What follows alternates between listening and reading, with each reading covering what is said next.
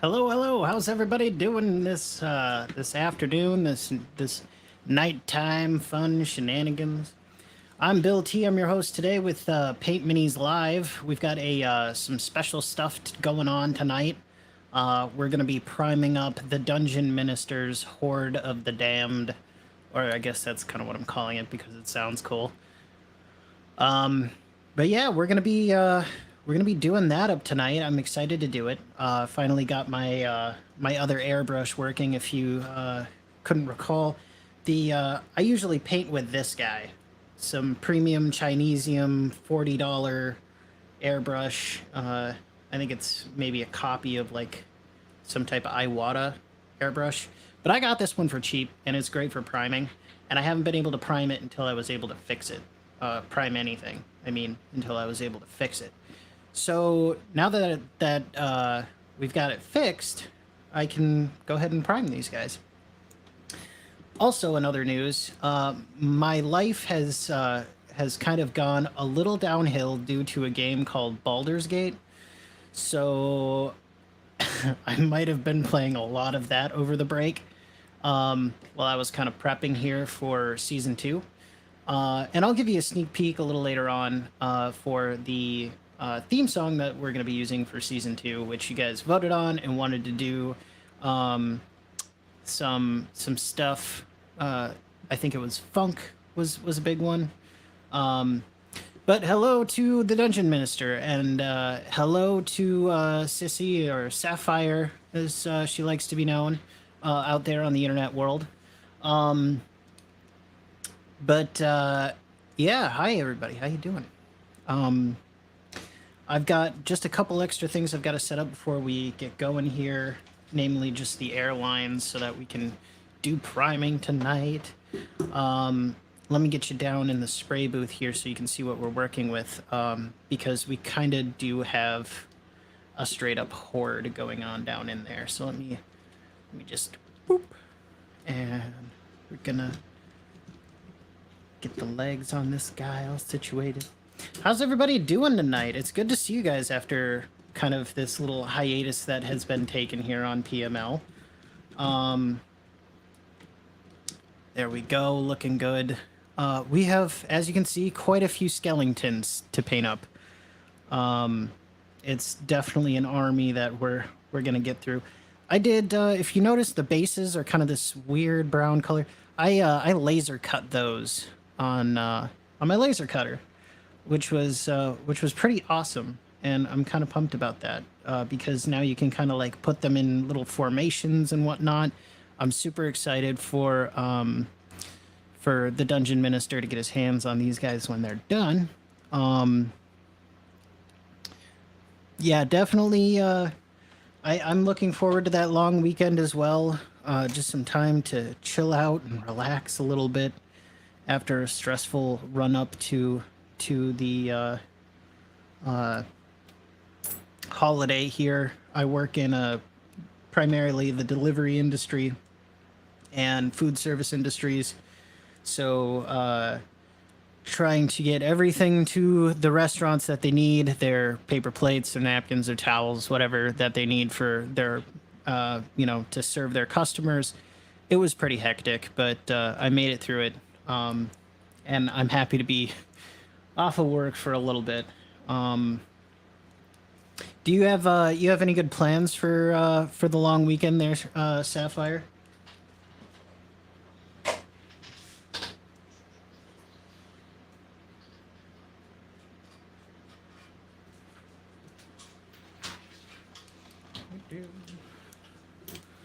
Just gonna get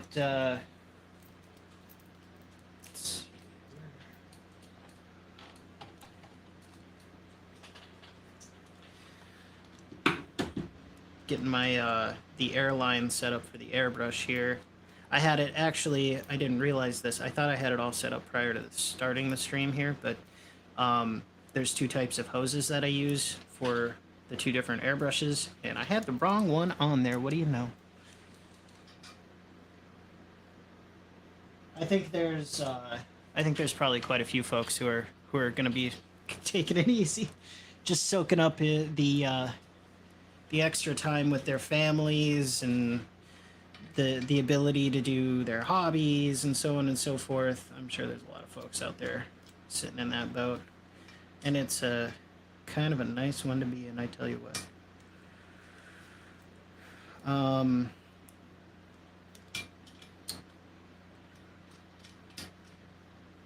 think there's probably a lot of people out there too, like at the lake or going to other destinations for their holiday too.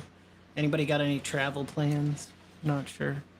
How many people we got watching? Oh, it's okay. Just you guys in here. Cool. You have any travel plans, or you gonna have any family over, or anything like that? Just kind of chilling out.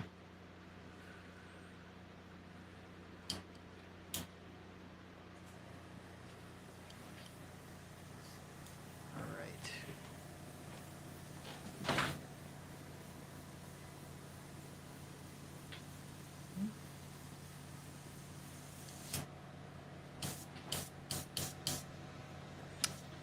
Let's get the compressor up to snuff here.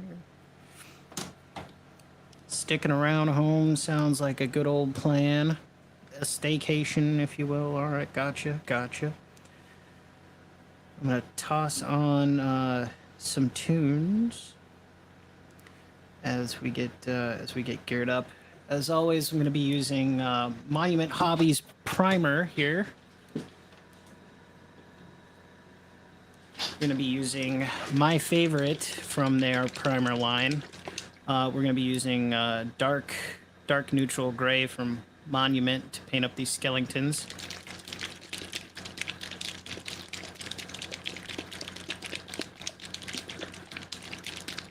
I'm definitely going to be hitting, doing a lot of painting next week for sure. So stay tuned for that. I haven't decided if I'm gonna take Sunday night and maybe do up some base coats on these guys or not. Again, it's been a hectic week for me. Couple of weeks actually. But I was so happy to be on Bill Sylvie's show a couple of weeks ago, I think now. Was it last week? I don't know. It's all starting to run together, folks. I think it's just a symptom of old age, my ripe old age of like 20 something. Now I gotta go and look at it. Mr. Delver, where are you? Let's see if I can pull him up on YouTube. What a guy though. Cheering me on. I couldn't thank him enough for his interview. And all the people in there. What an inviting group. It's,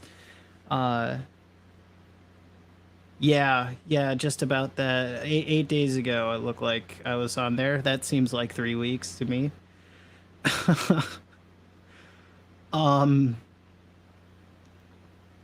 Yeah, Thursday live stream, 8 days ago.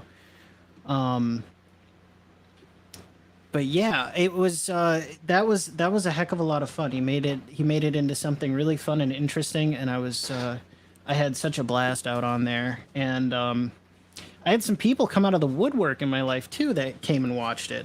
I wasn't expecting some of the folks that were there to be there, and that was really cool. And they enjoyed it. They really enjoyed hearing about the process and what I do with the hobby. I hope you guys had a good time too.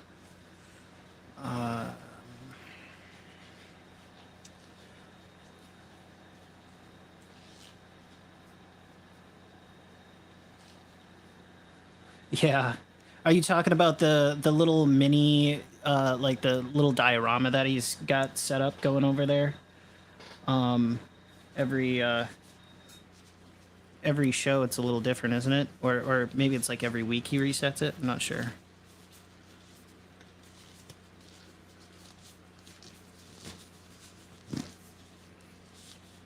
giving you that glove putting on ASMR, unless my compressor is cutting it out. I'm not sure.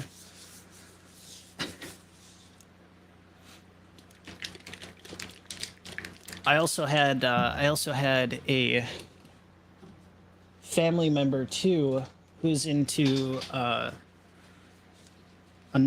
different kind of board game. He gave me some dragons too, and he was like, "Man, you got to paint these up. You should give these a shot sometime." And so at some point we're going to be doing more dragons. It's like this show has like is a magnet for dragons, I suppose. So I keep those guys around for the backlog of painting that I needed to do.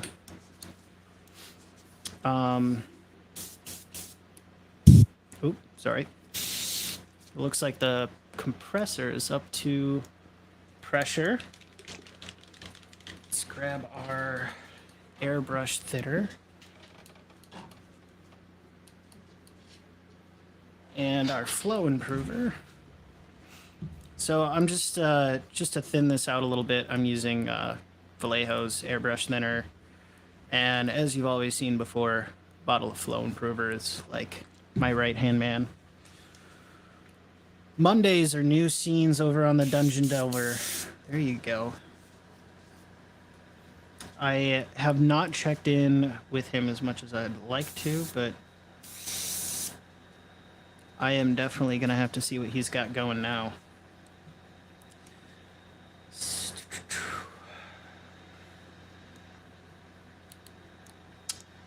It looks like I am out of tiny little cups. That's unfortunate. I was hoping I'd be able to mix this all at once, but that's okay too. We can do it by the pot. So we're going to start off with Flow Aid right off of the, right into the color cup here. We're going to put a healthy amount in there. Then we're going to go ahead and put in our pre-shaken paint for these guys. Another thing that's coming on down the road at some point, I ordered, this guy did some great sculpts over on, what's the name of his company?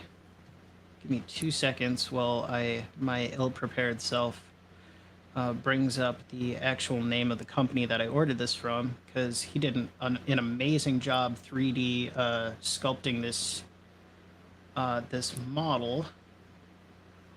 Let's see here, Major Minis. I got a couple of models from Major Minis. He just put out a beautiful sculpt, which he's printing now, of the Emperor from Warhammer 40,000. And I needed to have me one. And then I looked at it again, and I needed to have me two, because the first one I want to paint up like he's actually like there and fighting. And then the second one, I want to have it be like a statue and do it like bronze or gold kind of color scheme. Because it's the Emperor and everybody loves the Emperor. You got beat up by plants in Gamma World. That sounds fun. Are you guys are still in Disney World, right? That you're battling these plants?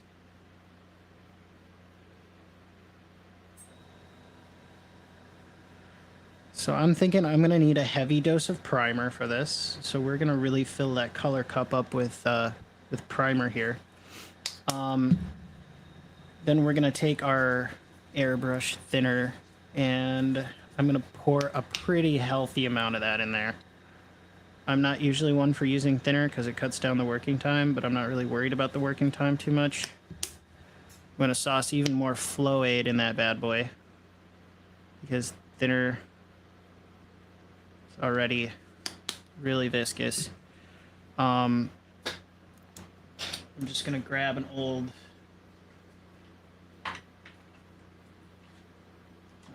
let's see here, which one of you guys can I part ways with if you get messed up? Yeah, you'll do. Use this big guy Get a little water on you. Okay, you guys are now leaving the park, huh?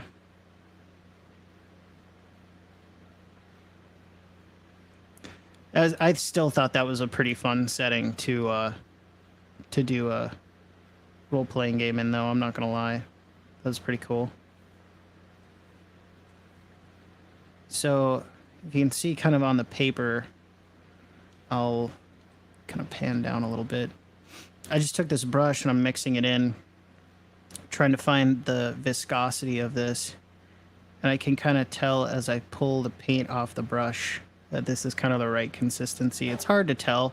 It's more of a feeling thing than anything with primer, but you can kind of see just how easy it's pulling off the brush is basically what I'm looking for here. And it seems like we've hit that pretty well.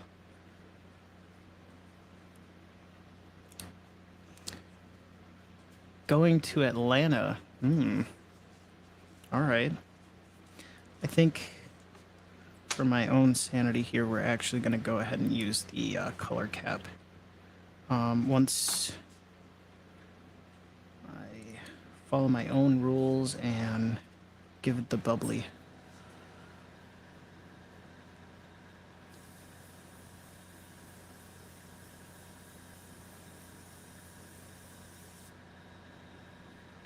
All right, that'll do it.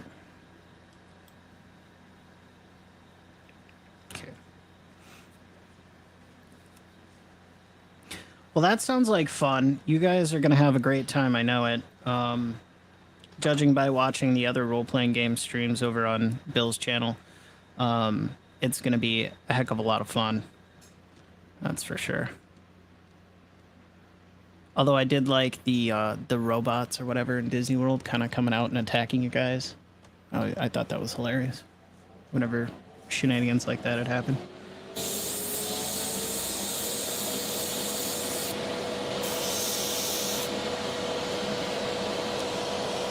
All right. You know what this needs? It needs some jams. I think I gotta go find my playlist here of royalty-free, whatever I can scrounge up.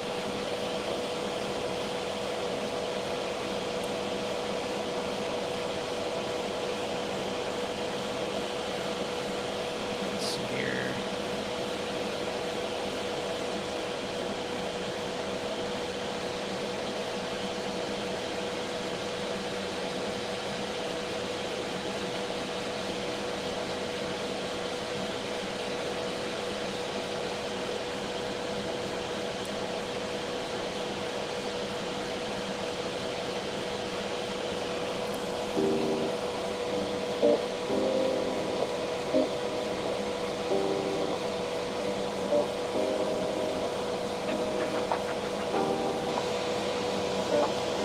How's that for volume? How we sitting? It's a little hard to understand the graphs.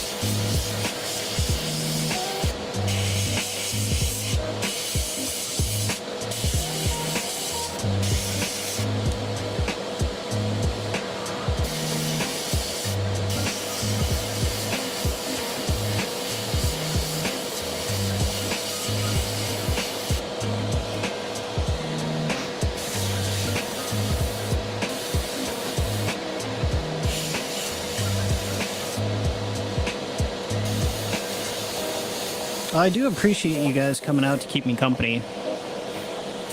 I'll make sure to tune in next time over on when you guys are playing Gamma World. I'll cheer you on.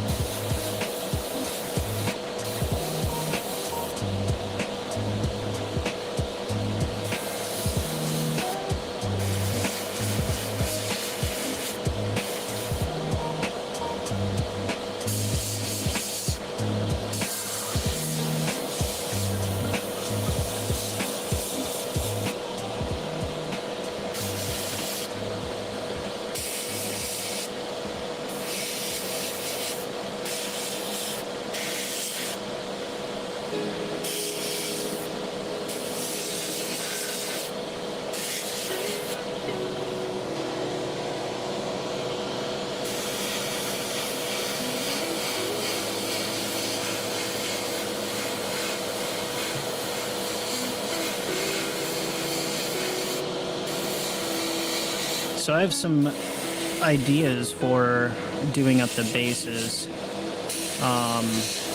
when we get around to that.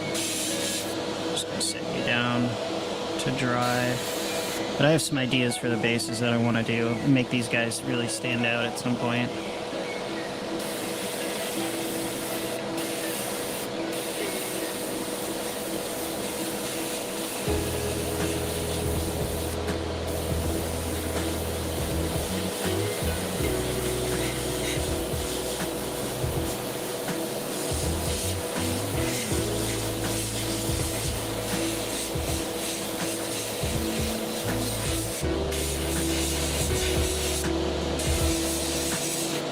So, doing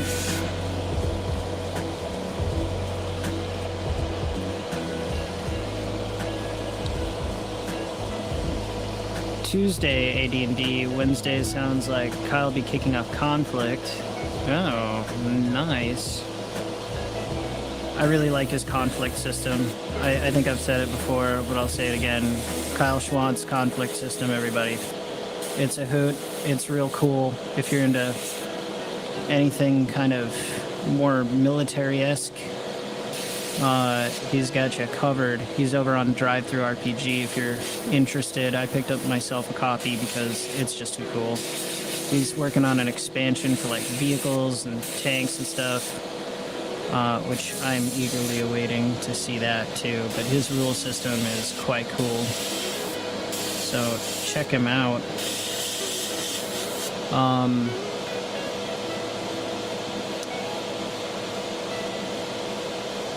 Sounds cool. Oh boy. Go and play it with him. I might. I think that'd be a lot of fun. I talked to him about it before. I wanted to run a game, but then I just couldn't do the time commitment at the point, like at the moment that I wanted to play it, which stunk. Like I was gonna try and work it in, just couldn't. Which is a little unfortunate, but hey, maybe I'll get a chance to be a player instead. That would be like wonderful too.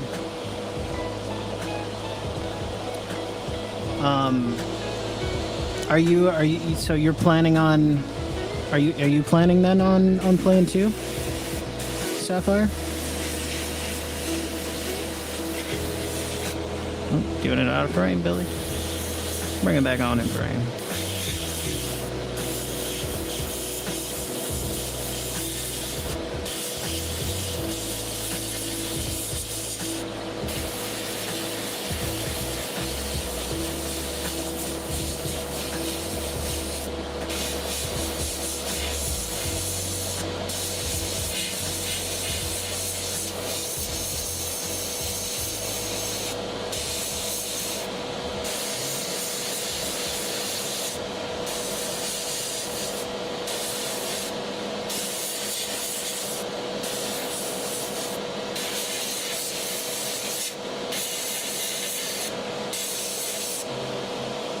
Nice. Well, that sounds awesome. If anybody watching this after the fact is really hungry for role-playing games, go check yourself out Dungeon Delver's Discord channel. He likes to have spaces for players to organize, and that's where I met Sapphire, and she is a wonderful role-playing game character. Well, not character, but... Sorry, Sapphire. I kind of botched that one. She's a wonderful person to play role-playing games with, and she comes up with creative characters. That is what I wanted to say. I mean, you're a character of yourself, but, you know, it's... just... Yeah, I like to think I'm alright at multitasking, but when it comes to painting and hosting the show, it can be a little troubling at times. Hope you forgive me.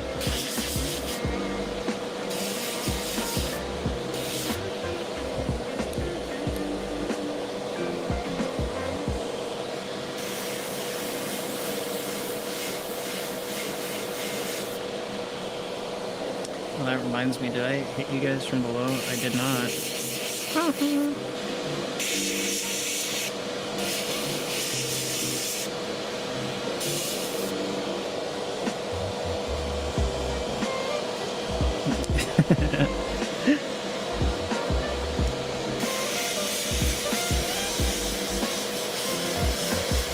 I'm really, I'm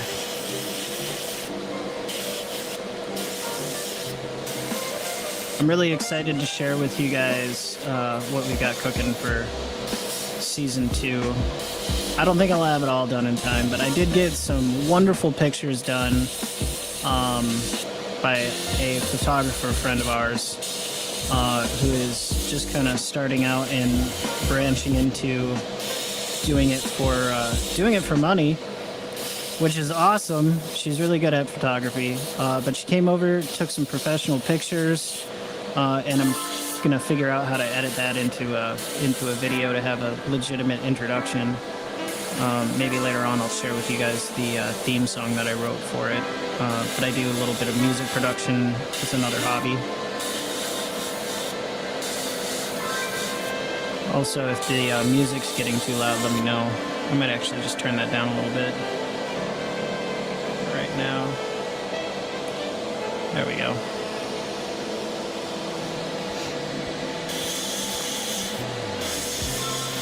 I had quite a few people come over from that interview, and I'm super excited to meet all of them. If you're new to the channel and you're watching this either now or after the fact or whenever, give yourself a shout out. Let me know you're here. Love to meet new people over here on Paint Minis.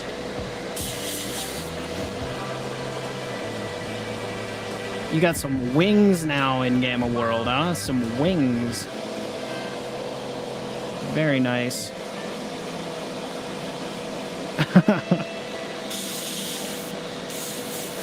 Do you, I'd be interested to hear what other mutations you end up getting in that game, because I know some of them can be hilarious.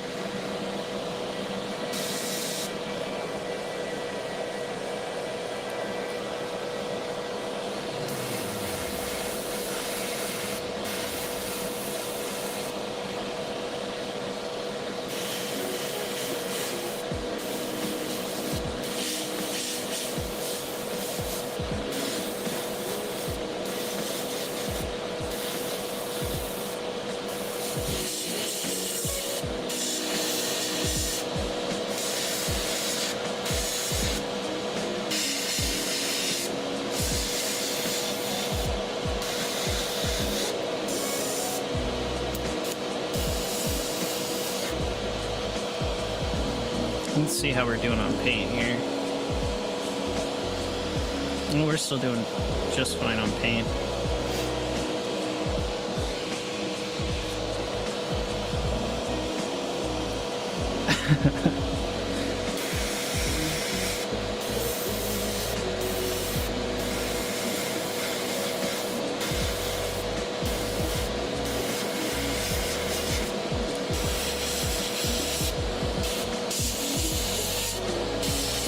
I think I've got a couple of like command squads of these guys. I'm not sure if this, I don't think he's in this particular model's in the command squad, but we got a couple other fun sculpts in here too to prime up tonight.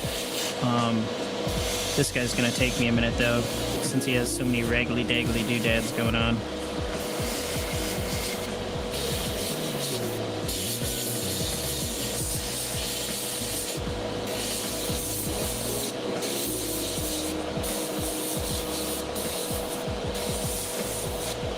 These models were 3D printed in the UK by Sundered Studios. Wonderful prints.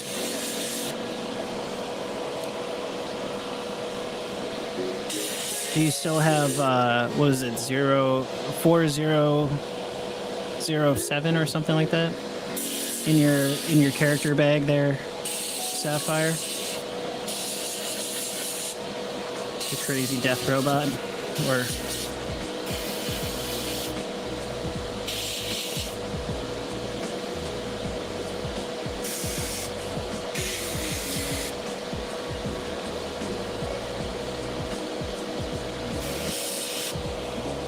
4077, there we go. Gotcha.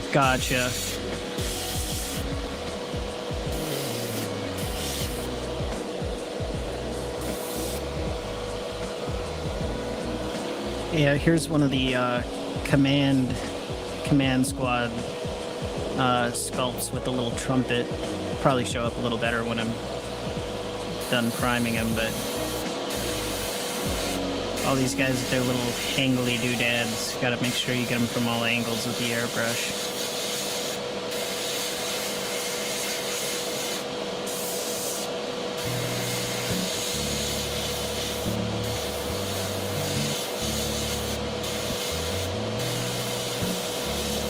So if you're batch priming like this, just a little educational nugget for everybody out there.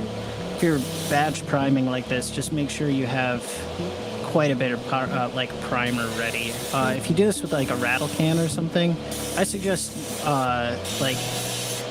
taking some blue tack or something and sticking like these guys 4 at a time on like cheap painter sticks that you get from like Home Depot for next to nothing. Like go and get you a bunch of those, stick them on there with some blue tack or double-sided tape or something, and then go outside and spray them, but have something you're able to manipulate. Don't just like put them on the table, because then you'll only get primer on like the top down side of them. You won't be able to maneuver them around to hit all of the parts that you need primed, because if you're picky like me, you're going to want the whole thing primed so you can lay paint down everywhere. But if you're just getting it tabletop ready, it might not be a problem. You do you, but this is the way that I like to do it, and the way that I'd recommend if you were going to try and achieve similar results on priming these type of models.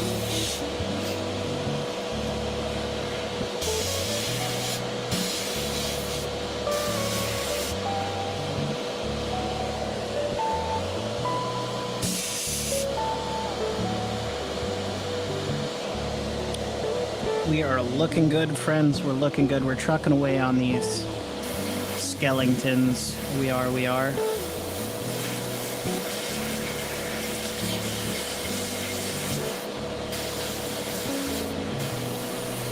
Oh, and I just realized that my camera's out of focus because I got my hand too far in the way.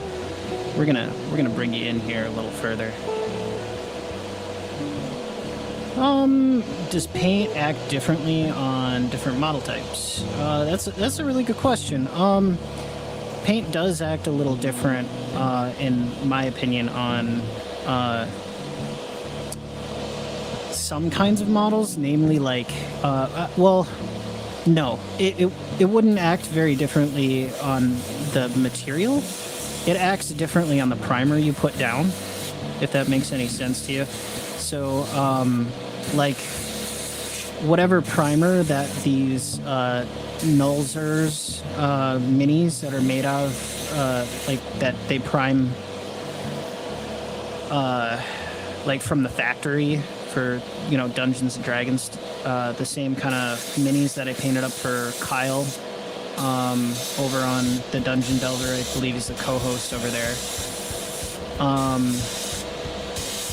Those models, whatever primer they put down on it, was really hydrophobic for some reason, and like I couldn't thin my paints very well on that.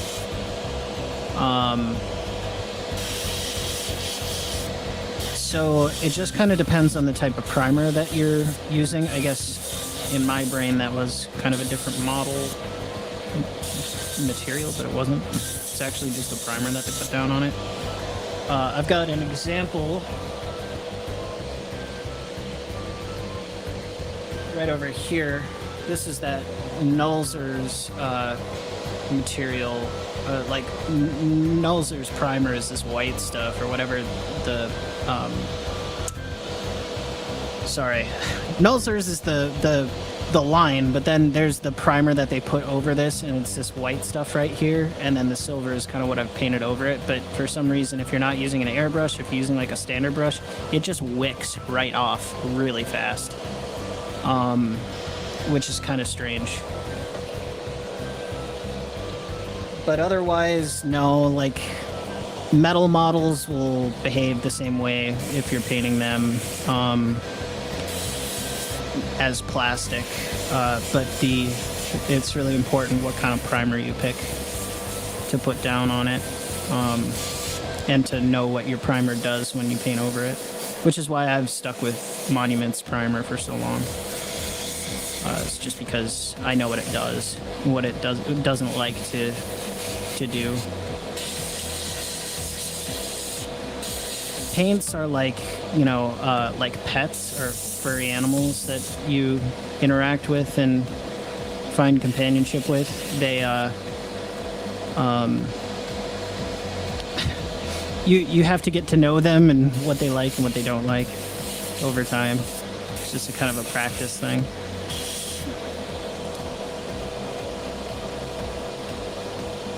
Yeah, maybe it does have a lot of oil content. I didn't even think about that. That's a really good point to bring up.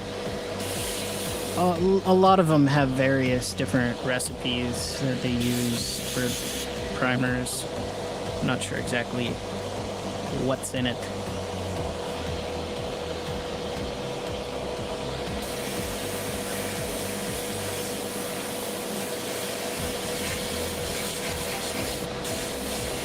We are really shredding through these skeletons, though. I thought this was going to be a lot longer than it actually has been taking for these guys.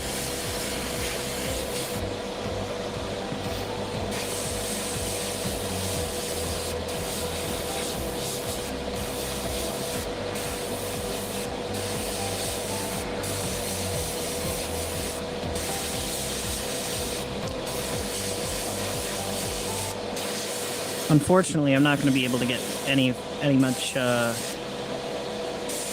not going to get past the priming portion of this in order to like actually paint these guys tonight, though, because they're going to have to sit and let this primer really take hold.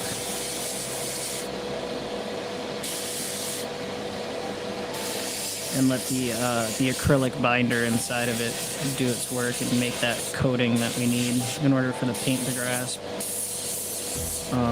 Because even if it doesn't come off by touch, it can still slough off when you're painting it if you add water to it at all.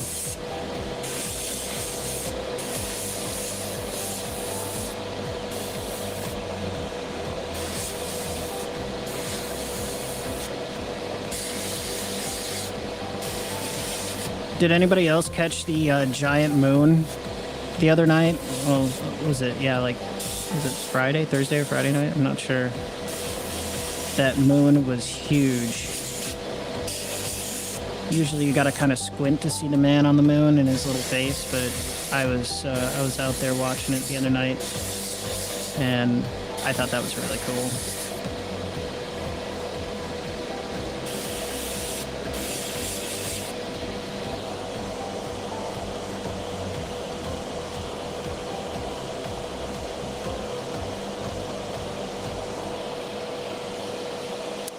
Yeah, the blue moon. There you go. That's what it's called. Thank you very much.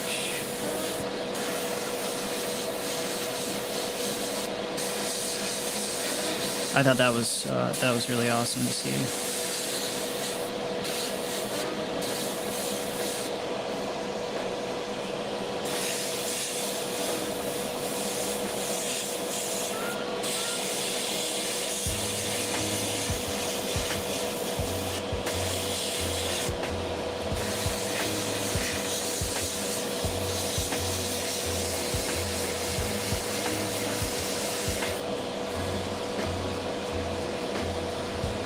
Oh, there you go. You must have been up early if you were seeing the moon on the way to work. Holy man. What a trooper. I'm not a morning animal, no matter what it is. An early bird or whatnot, I'm not one of those. I am a night owl. Hardcore. I think it's mostly because when I get tired, I don't judge my work so harshly. Feel a bit more relaxed and comfortable when I'm just a little tired.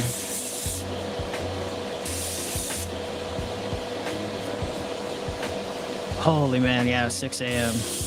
Gotta love those days. Not me, unfortunately.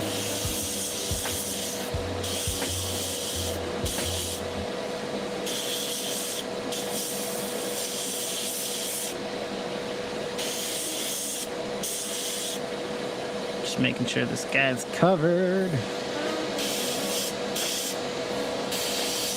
So let's have a quick chat here. We've got these lovely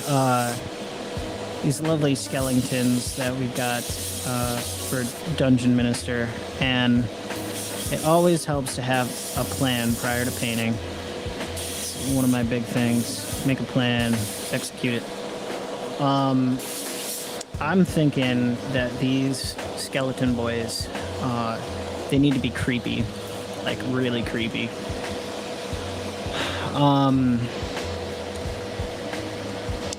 So I'm thinking, you know, once all these guys are primed, and we're onto the painting portion of this, we're gonna go ahead and make sure that these guys have some kind of maybe like a mint green glow to them, like coming out of their eyes and stuff, and kind of give them each one some source lighting. I think it'd be a lot of fun, because in my mind, you know, a skeleton isn't animated by itself. It's animated by some kind of deep, angry, evil energy or something. But like the best malevolent, like that's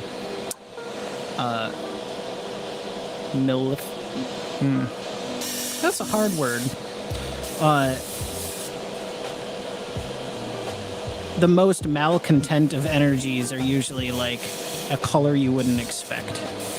So I'm thinking like a mint green, kind of ghouly green going on with them is going to be something cool.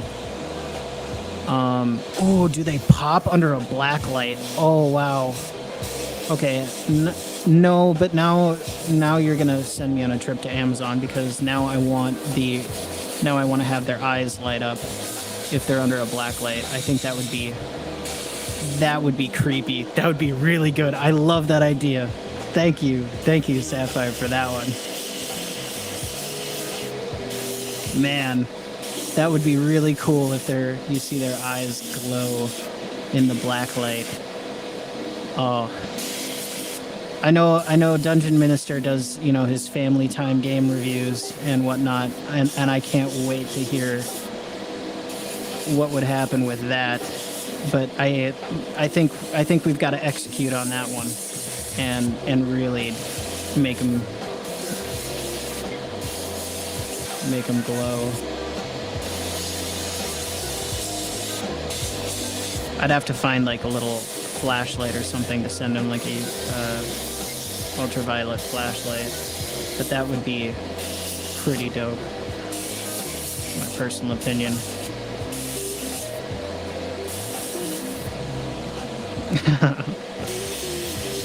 I think what I'll do is I'll put regular paint under it, and then I'll put like the UV paint over the top of it, so I still have, because I don't think that UV paint is going to be here in time.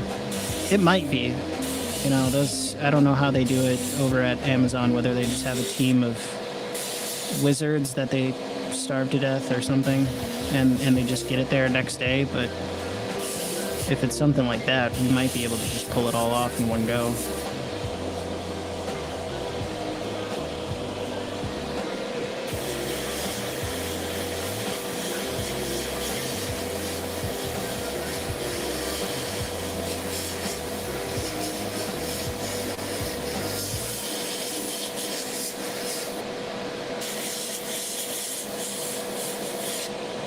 I wonder if, hopefully when Dungeon Minister gets back, we can probe his brain and talk about if Bargle has a standard.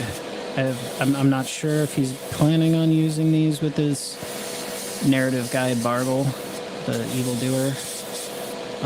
But if he does, I'd love to paint up these standards and, you know, the flags anyways of Bargle's colors. I think that'd be cool.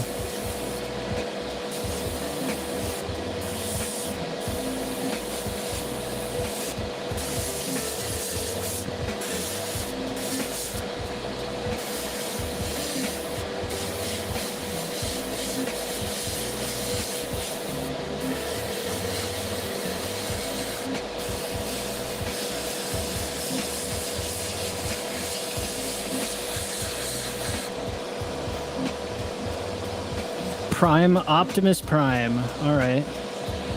Say their dungeon minister. I was wondering, does Bargle have a standard color, or like you know, for these flag guys, like does he have a colored standard at all that these guys can be toting aloft as they do whatever deeds you set them to? I'm kind of curious. I want to make sure I got the right colors on hand, anyways.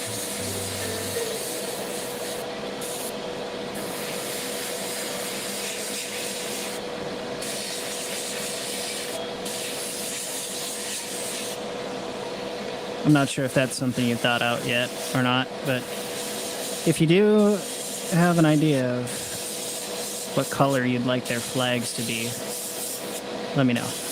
I'll pin them up that way. We'll get you something you'll like.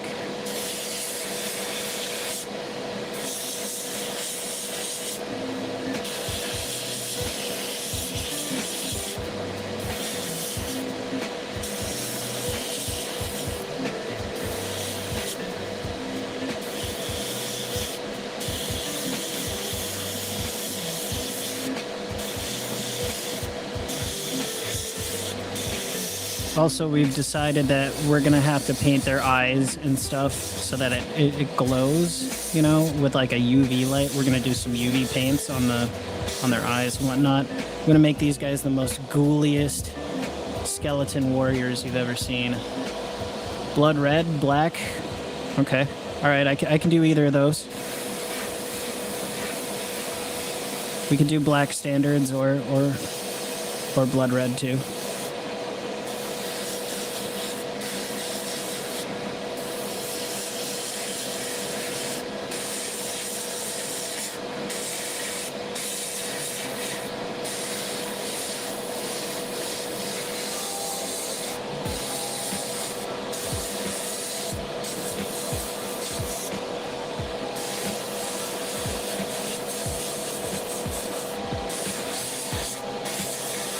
I thought these sculpts came out really well from Sundered Studios.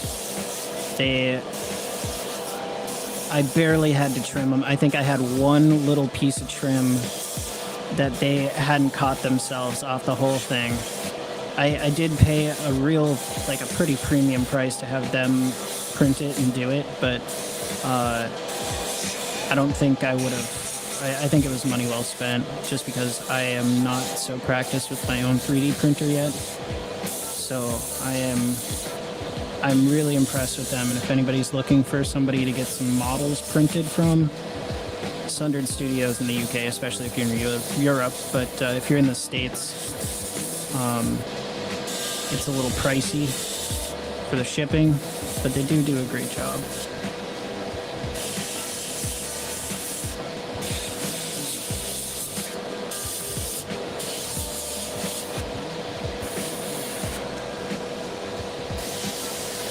This guy right here is he's your trumpeter of, I don't know how trumpets are supposed to work with no lungs, but we'll go with it. There's two command squads of skeletons, and then there's 2 kits of rank and file that are in here. I think close to 30 guys, I want to say. I counted them the other night, but I've forgotten since.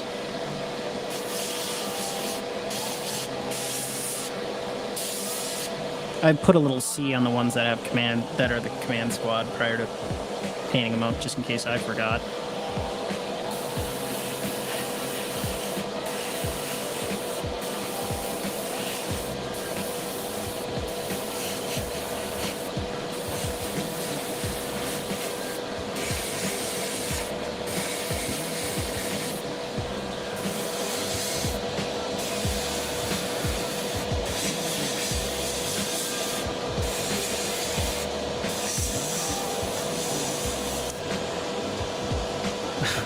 Magic, yeah, definitely. It's got to be magic. That's making the instrument play.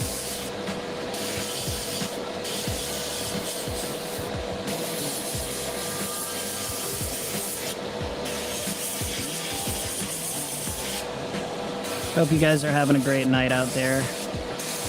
Hello, hello to all our newcomers in the live stream. I hope you're enjoying yourselves. We're priming up some skeletons for the Dungeon Minister's role-playing game that he's got going with his family that he'll be doing.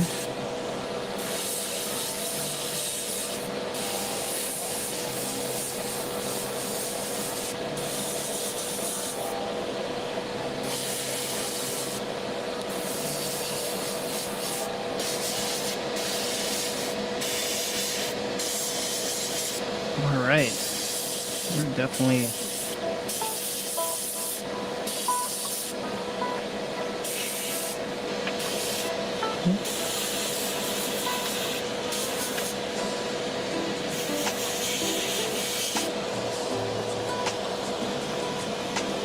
this is painting on an industrial scale. Indeed it is.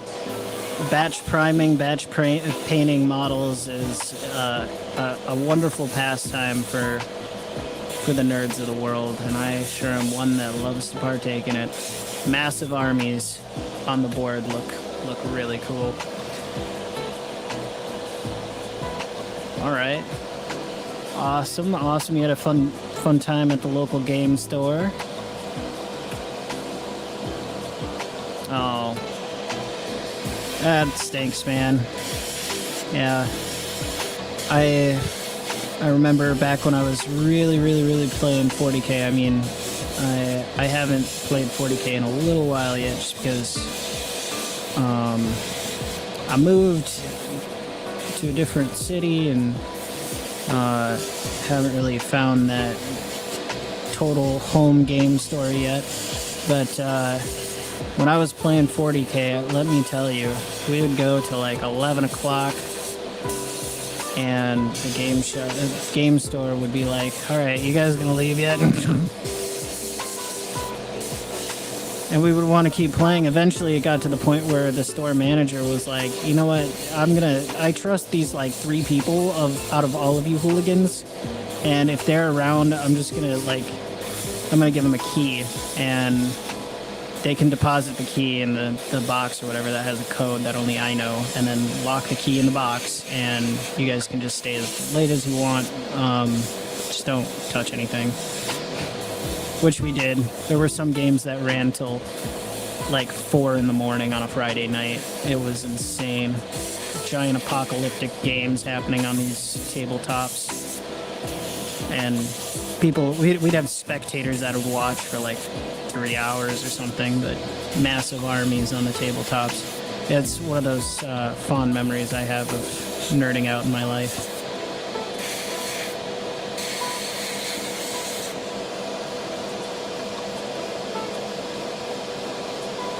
Oh, really?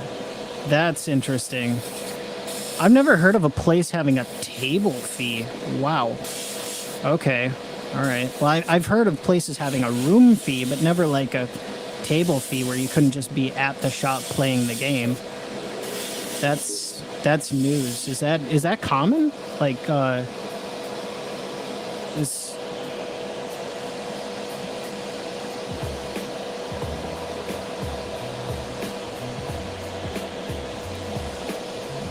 Oh, uh-oh. I lost the chat. Come back, chat. There we go. Hold on. There we go.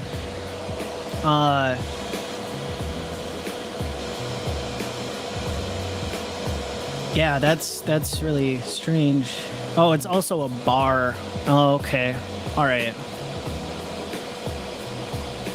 I know someone with a key. Yeah, I guess if it is a different establishment than like a game shop, I suppose that's maybe a different culture, a different set of rules there.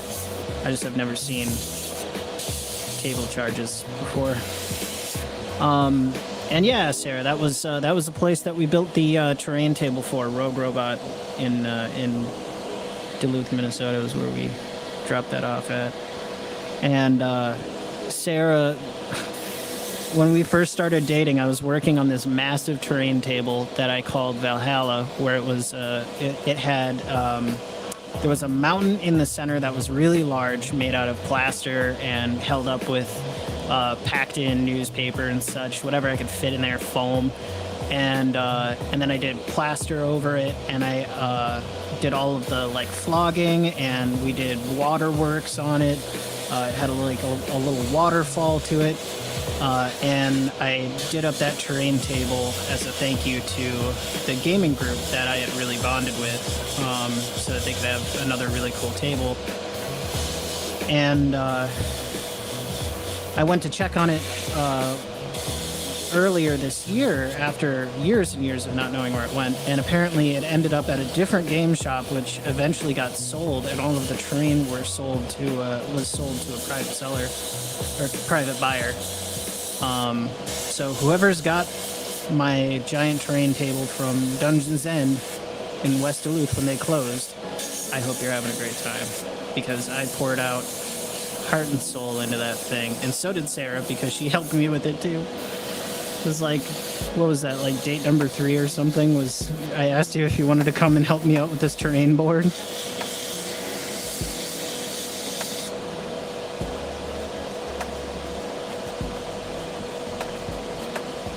Yeah, that's a little strange too. A bar closing at 8.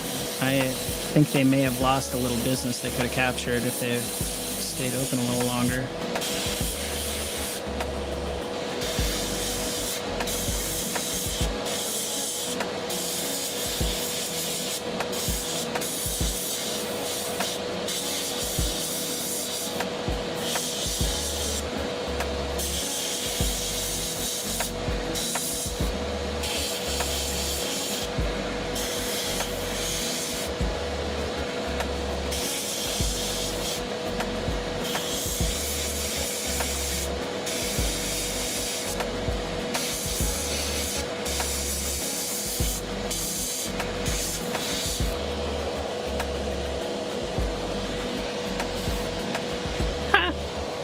He went flying. I was gonna just try and hit the tip of his hat again. There's a little spot there that looked like it could use a little more love.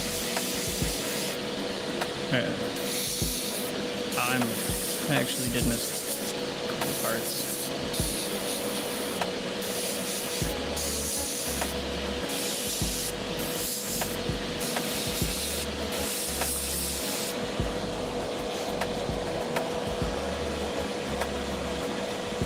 Oh wow. Huh. That's pretty that's kind of cool though that they do breakfast. That must be one hopping bar.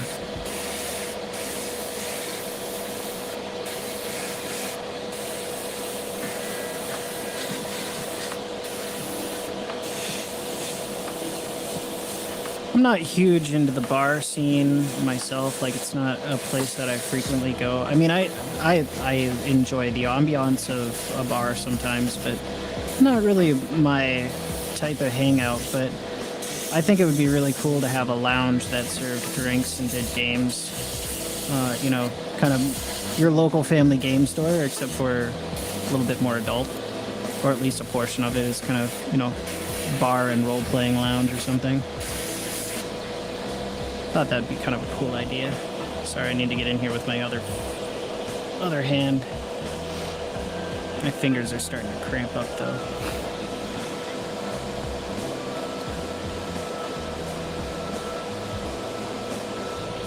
Thanks for the compliment, Dungeon Minister. I'm hoping to do some terrain stuff in the future because I really want to. That table turned out fantastic. I had family members that when they were looking at the work in progress, they liked it so much that they bankrolled the project. They'd come and give me, you know, $20 or whatever for, I needed some, you know, I wanted another type of grass color so I could get one of those shaker bottles or whatever of a different colored grass. And they'd give me the money to go and get it, and that was always a lot of fun, seeing how much they enjoyed watching my work.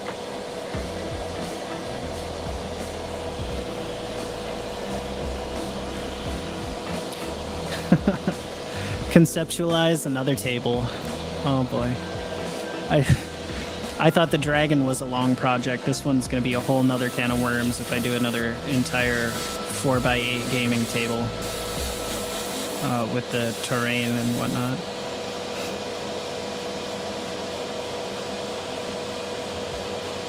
Okay. Hey, it's nice to support family-owned businesses like that, the small shops, you know? They're able to do what they love, and you're kind of enabling that that for them. That's always nice to support folks like that. She's making work for you.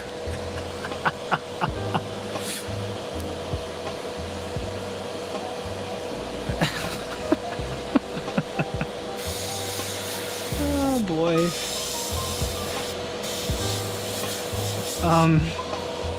Yeah. Oh, not like an actual table, but this was like a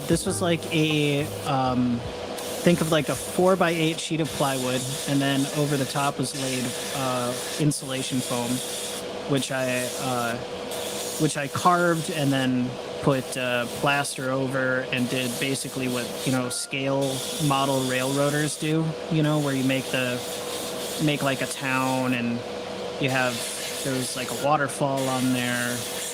It was just all the natural features. There wasn't any structures or anything, but a place where you could put all of your scatter terrain to play your Warhammer game on was what I did, and then you could move it around. It wasn't like an actual tabletop thing. Although I think that would be pretty dope if you could make something that would interchange those really easily, or maybe hold a couple of them and have some kind of moving mechanism inside of it that you could switch out the table really quickly. I think that'd be really cool. Would probably be kind of an expensive, time-consuming project, though, which I constantly find myself in. Keeps me busy and off the streets, though.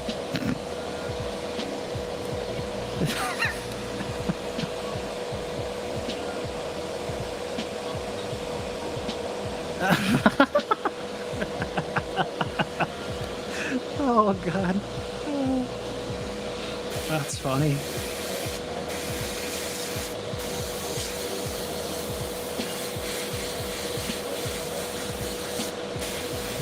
I think we're about halfway there, friends. It's been wonderful having your company. I have to admit, thank you so much. Priming is never the funnest of tasks when it comes to painting, you know, batch painting, but it always helps to do it in groups, you know, like of people. You know, if you have a paint night at your local family-run game store, or, you know, a shop near you, or just some pals, having some friends to converse with always makes the priming process a little bit easier, because all I can really do with this is just paint it gray, and that's not really the most the most fun part, but because painting is the most fun part. But it is nice that you guys have joined me tonight. I really do appreciate it. It's made this chore a little less of one.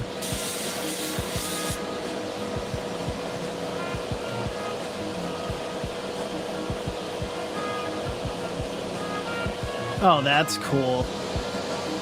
Okay, that's really cool, Sapphire.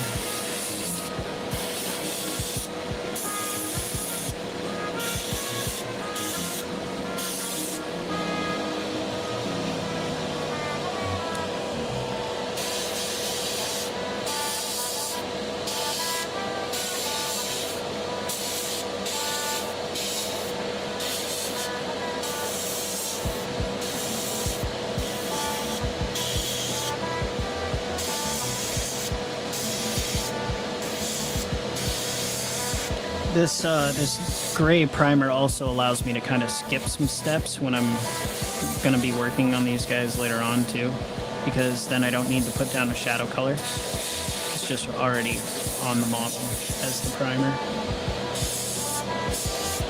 which is going to make batch painting this a lot quicker.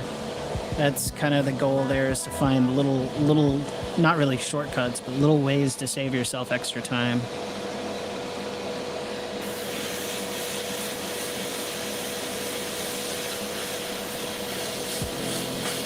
I appreciate that.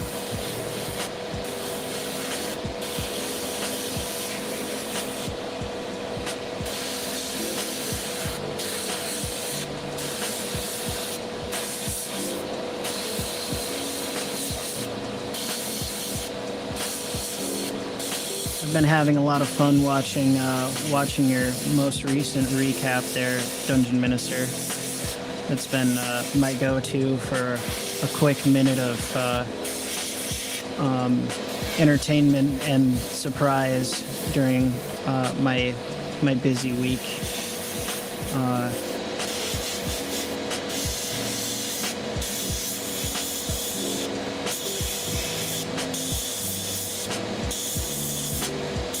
I'm interested to see what else they have what else they're wanting to do after meeting the giant.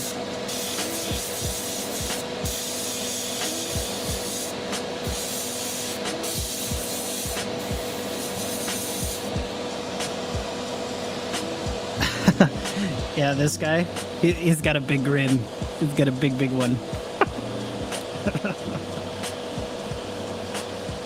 Bob Ross making that first mountain. Bob Ross, man, what an inspiration that guy was to so many people. You know, I don't think anybody has done something like him in the, like, just the way he did it. That's hard to replicate. He just had this calming, soothing voice and the paintbrushes that he would beat the devil out of.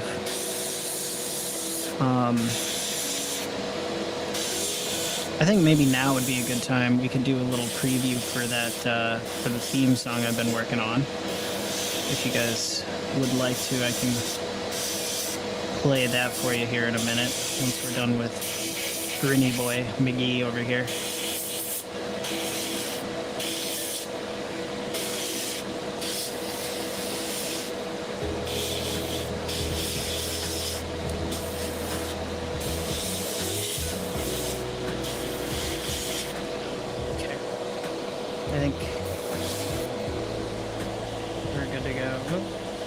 You standing back up straight and tall there, Skelly Soldier.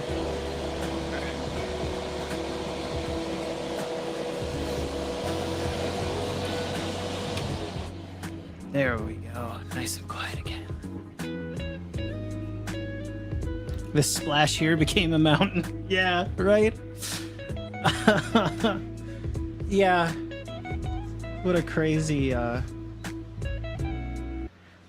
cool guy Bob Ross was. The stuff he could do. Yeah, let me pull up this here theme song that I've been working on arranging. This isn't the final product. I'm not sure if it is or isn't, but I still have a video to put with this. We don't make mistakes. We have happy accidents, and that's when you really experience the joy of painting.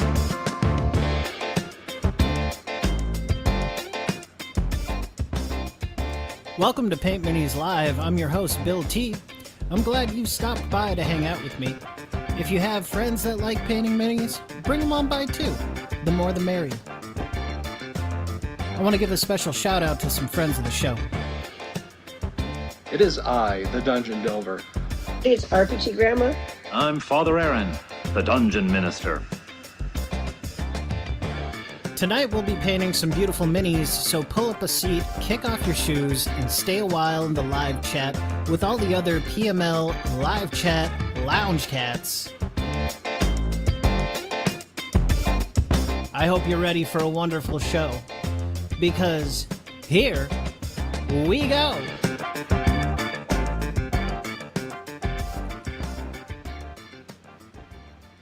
And there you have it. That's what the PML community voted on. It was a 50-50 split between funk and lo-fi, and I went with funk to start with, and lo-fi I'll make another theme song to go with it. What'd you guys think? What do you think? There we go. Yeah. Cool. Awesome. I'm happy you guys like it. That's I've been I've been working hard on that. The horns were hard to nail. Let's just put it that way. Do a lo-fi outro. Yes, I like that idea. That's a good one. A lo-fi outro. I dig it. Oh, sorry. It's a little louder than I was hoping to have. All right. Well, back onto the painting, friends. Well, I guess the priming.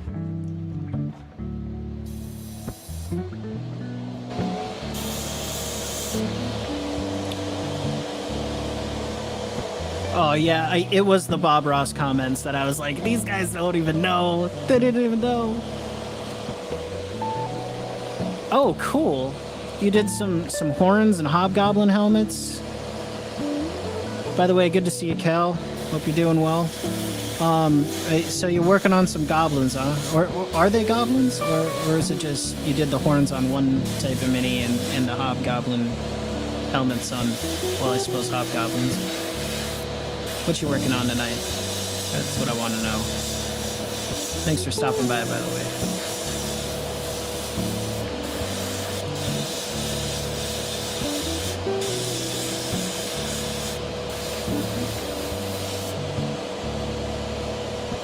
Yeah, the joy of painting minis.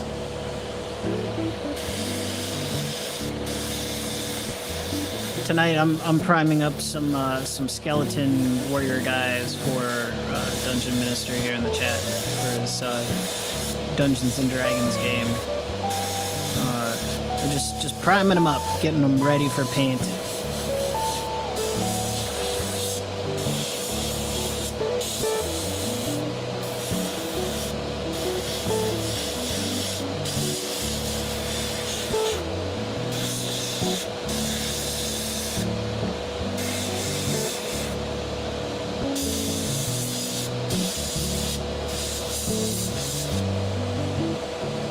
Okay, gotcha. Some have helms, some got horns. Working on the hobgoblins. Very nice. Well, I'm tickled pink you're here with us, so that we can have your company as we paint. Should start up a Discord or something so that people can post their pictures. I'll have to think about that. That might be another thing to put on the show's honey-do list, so to speak.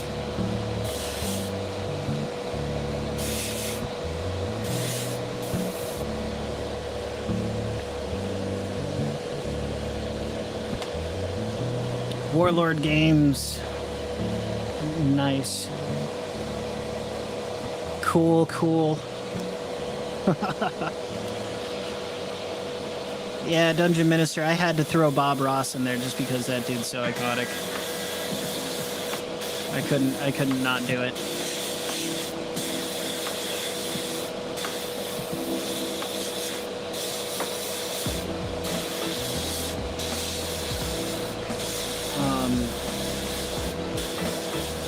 Do you have any, how are you going to be using these hobgoblins there, Cal? Are you going to be wargaming with them, or are they role-playing game minis? Going to use them in some kind of role-playing game?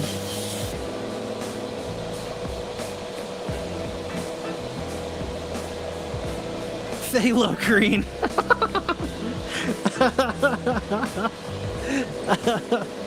Nice. Oh yeah, that's. I think maybe I. Do you post on Dungeon Delvers Discord there, Cal? I don't know. I might have. I do remember researching some folks over there that were really outstanding painters that were posting all over the web.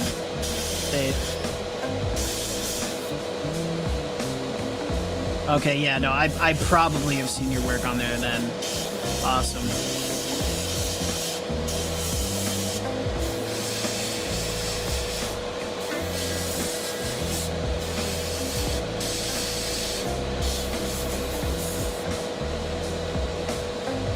Okay, gotcha. Some skirmish games or something. All right, nice, nice.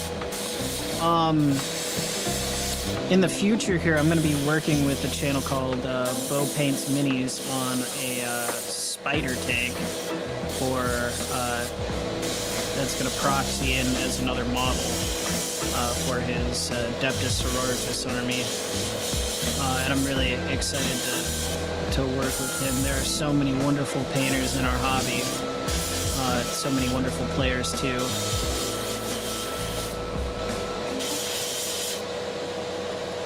Bo is good people indeed.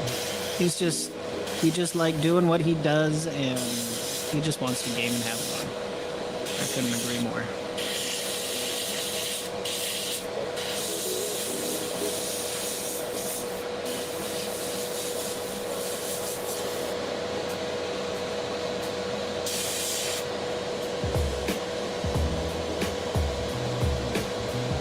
Oh, nice, nice. Well, that was awfully kind of you, Cal. Our line troops here are having a struggle with their own spears. Too many pointy ends, all in the same general vicinity.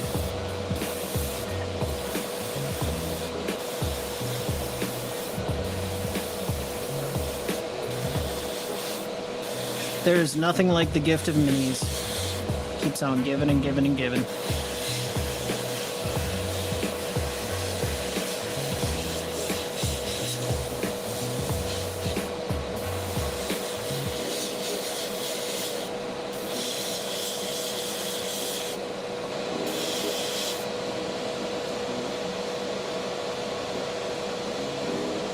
Yeah, it's I think it's a growing community though, Dungeon Minister. I think that's kind of we're gonna put a hot pause real quick here and stick that one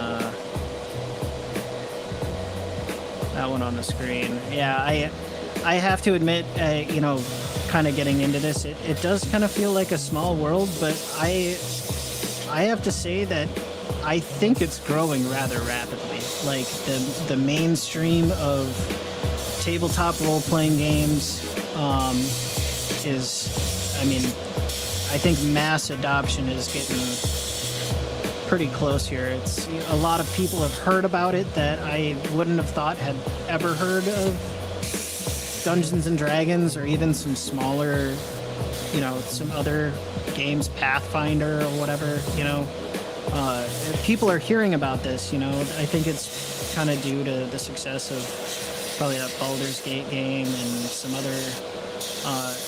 other things that have come along the way. The movie that they put out, it's definitely growing, I think, more so than it has in the past. Maybe I'm wrong. I mean, I am kind of a newcomer myself in some ways.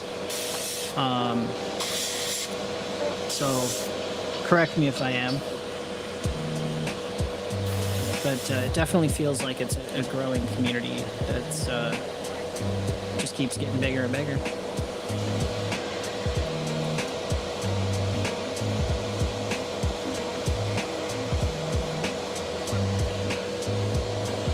Keep encountering some of the same malcontents. Guilty as charged, Cal. Guilty as charged. I might be one of those ne'er-do-wells or that's into skullduggery.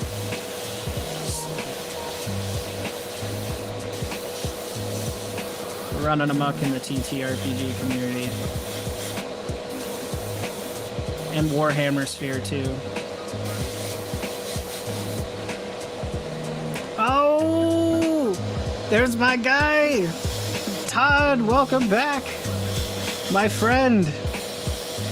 Oh, I hope you're doing well, my guy. It is good to see you in the chat. Tonka Todd, long-time friend of the channel. Making a grand entrance, as always.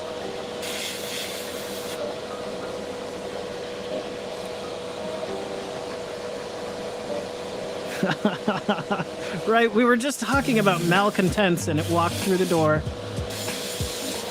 I'm so happy. That's great.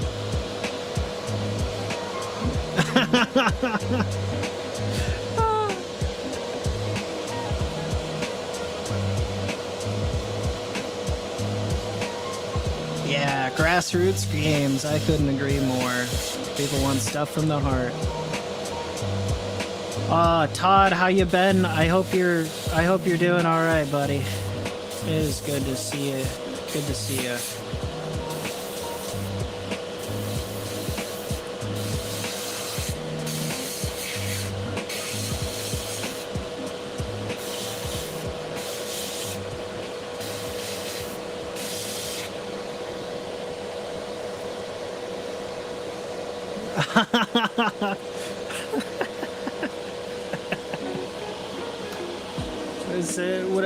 What was the there wasn't there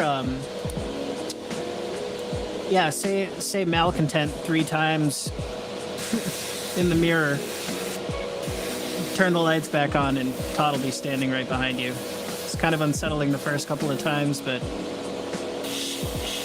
after the 3rd or 4th it's a little less.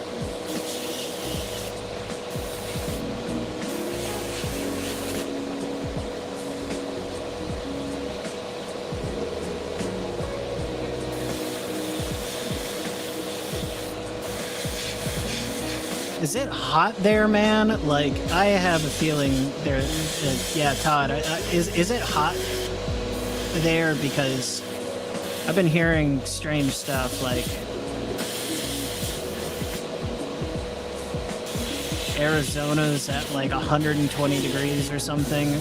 I mean, all news that I haven't verified myself, you know, but I'm just curious if it's hot in your neck of the woods.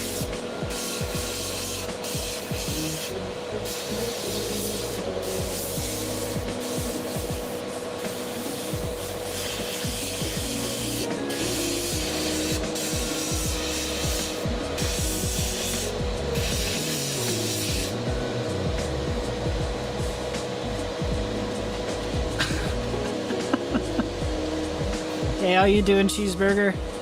Good to see ya. Thanks for coming to the show. Hope you're doing well. We're priming up some minis tonight. Just getting through that before we move on to some batch painting soon. Holy man, that's insane.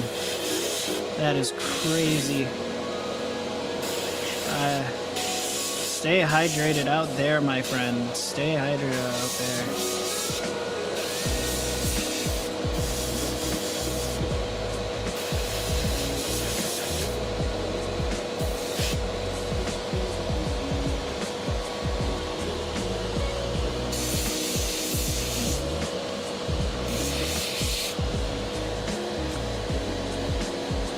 They're poking my gloves. The army of darkness is poking my gloves. It's a cheeseburger in paradise. Wonderful.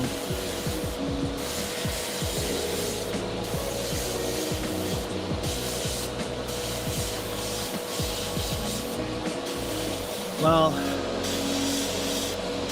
again, I'm so happy to have good friends and good company around while I prime up these guys. Yeah, it's a little monotonous, but having you guys around is making this a heck of a lot more entertaining and so much more fun.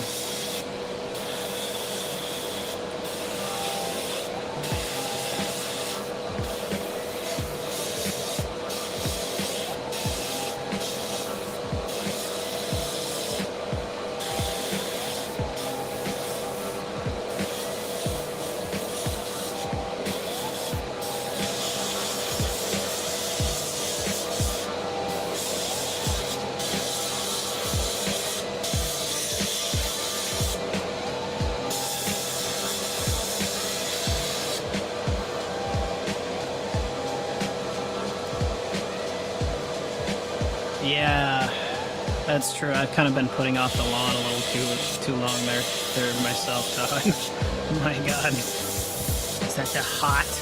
So hot. Oh.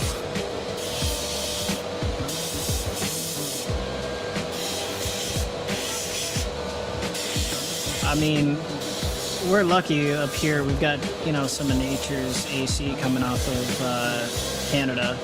Thank you for sending that our way there, Dungeon Minister. Most appreciated. Lord knows we need the relief, but, you know, we've got it easy. But it still is a little hot for my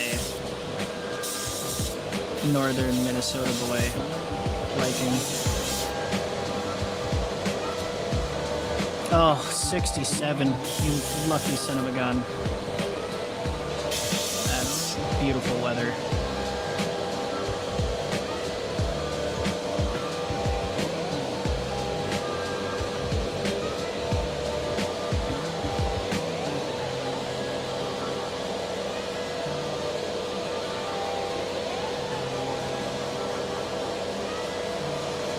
Warmer hands at the border.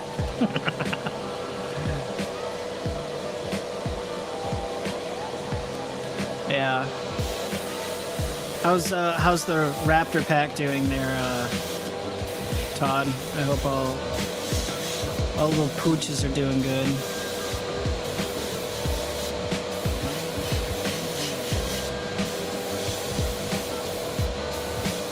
Even the crazy one pity.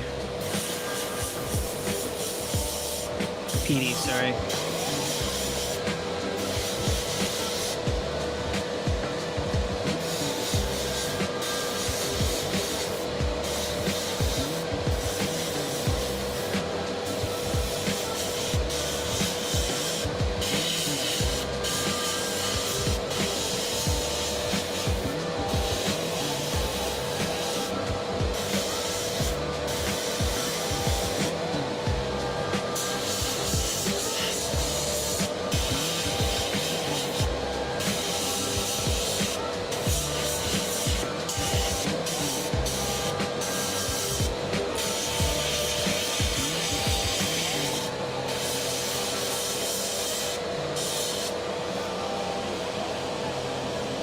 What company are these models from? These are from Sundered Studios in the UK.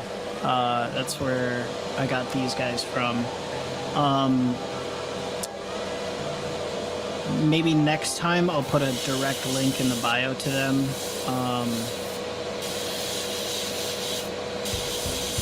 So that you can check them out and support their business.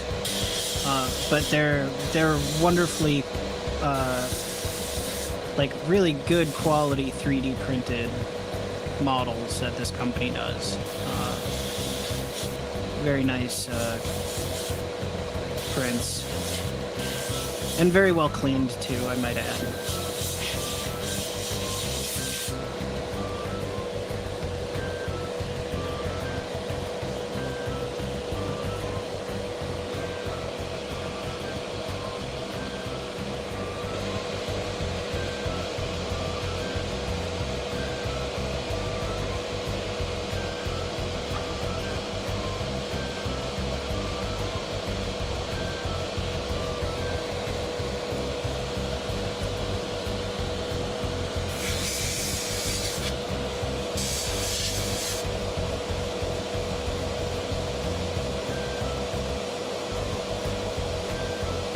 Oh, yeah.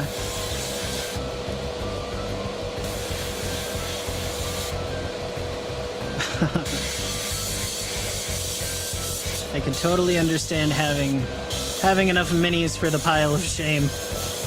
I have my own pile. I need to.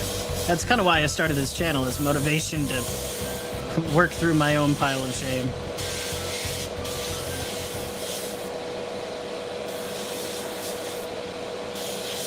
Or just having enough minis too. Sometimes enough is indeed enough.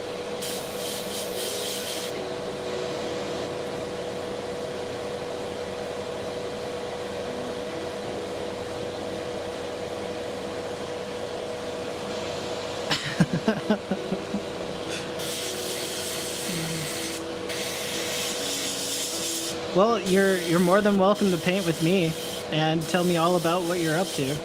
You know? We'll conquer the pile of shame together, one mini at a time. You can use this as your motivation. it seems like a daunting task at first, but you know, it goes quick when you're having fun and you've got good friends to hang out with and chat with along the way. It's a wonderful time.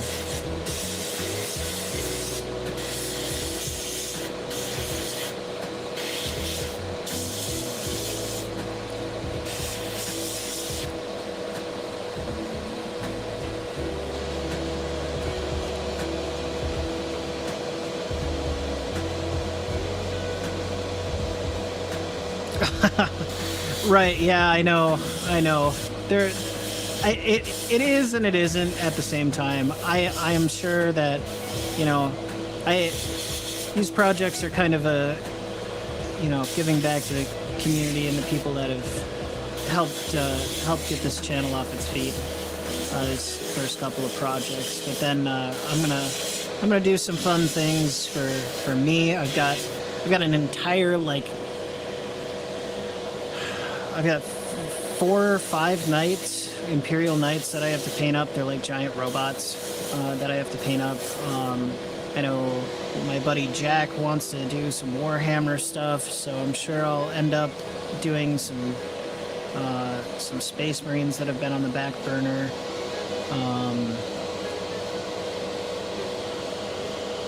Wow, we've actually gone through a lot of paint. I still have a dragon to paint up too for I'm painting up another dragon for Bill. What else do I have? A lot of chaos stuff. I have a ton of chaos Space Marines and warriors and chaos pointy bits to go and do as well in the future here. So there'll never really be a dull moment here at PML where I'm not painting something.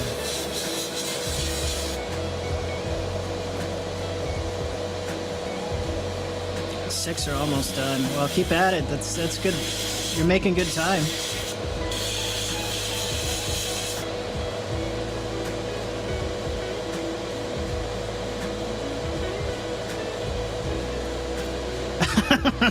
How do you people live here?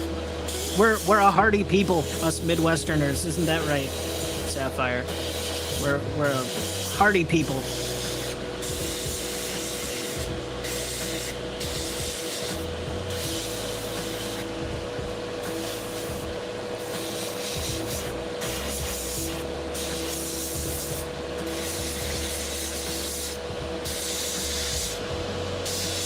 Oh man, Sarah's got something going on upstairs and it smells pretty good. Oh.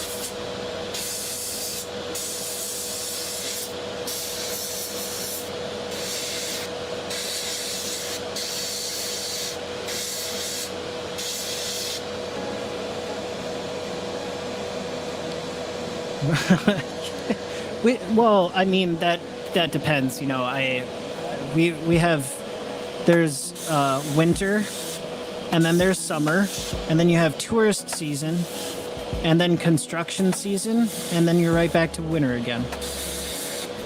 Those are our four seasons here in the Midwest.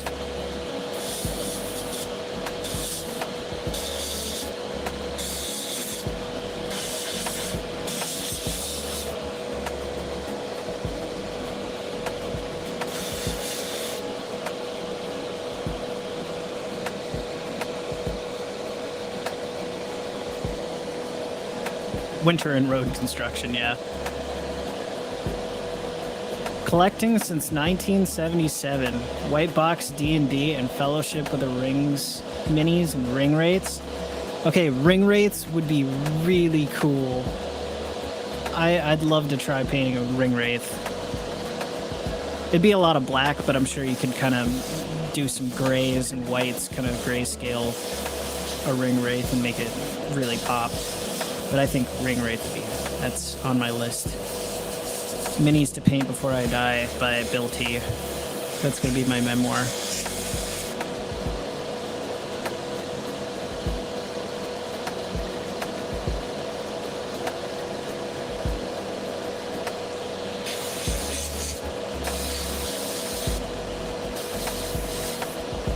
Deep fry hot and bone aching cold. Still, I mean, that's a little piece of history, though. The Grenadier Red Dragon sculpt, it's by today's standards, not the most detailed thing, but there's something about that hand sculpted nostalgia of some of those things that are just too cool. They're little bits of history,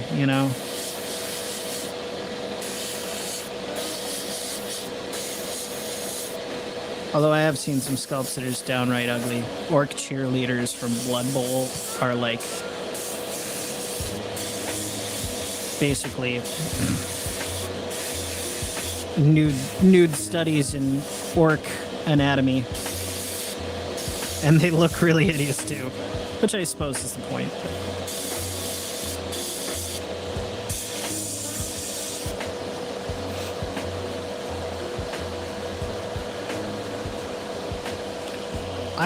I'm hoping to do something like that in the future. I'd really like to get some shelves in the Paint Minis creation cave.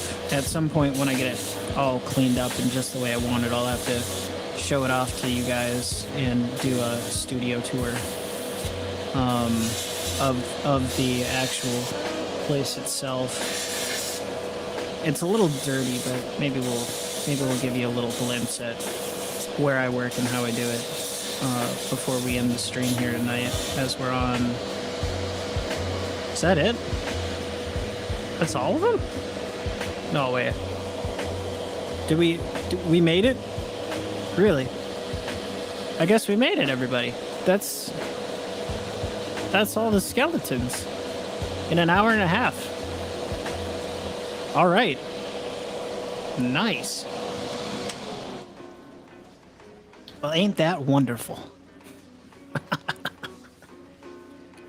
I'll be sticking around to chat a little while longer while I clean up my airbrush here.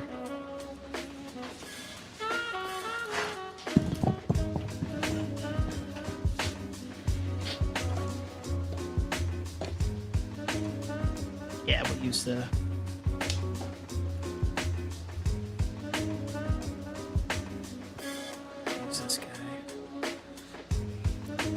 Oh, that's cool.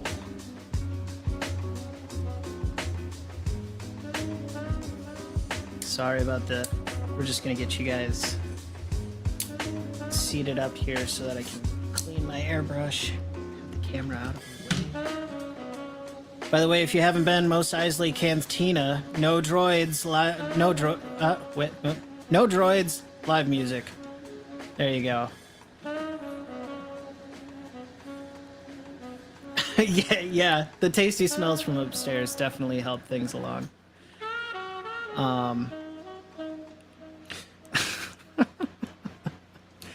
Indeed, the Horde is primed. Thanks to all you guys, Cheeseburger, thanks to Cal, thanks to Todd, thanks to Sapphire, thanks to Dungeon Minister, thanks to everybody who came in and helped me through an entire night of priming up those massive guys. My fingers are just a little stiff though. Holy man. It's a hive of scum and villainy indeed. Indeed. So let's see if... Well, first off, I gotta clean the primer out of my airbrush before I let it sit in there, because that's like cardinal sin number one here. I'll, just for, I guess, educational content here, I'm going to show you how I clean primer out of the airbrush. Right, indeed. So first things first, we're going to dump all of the primer out of the color cup. I'm going to take my handy dandy little squirt bottle that's got a straw in it. You can find these on Amazon for like $4 for a bunch of them. And I'm just going to start flooding the color cup with water to get as much of the primer as I can out of the color cup with just the water, because primer, when it sits on the top of this, it'll actually start to dry, and you'll get a ring that forms around it, and you don't want to get the little bits of dried primer into your actual airbrush, because you'll end up with clogs in your needle, and it's just never fun. I'm going to push a little bit into the needle, not into the needle, but I'm going to push a little water around the needle as well.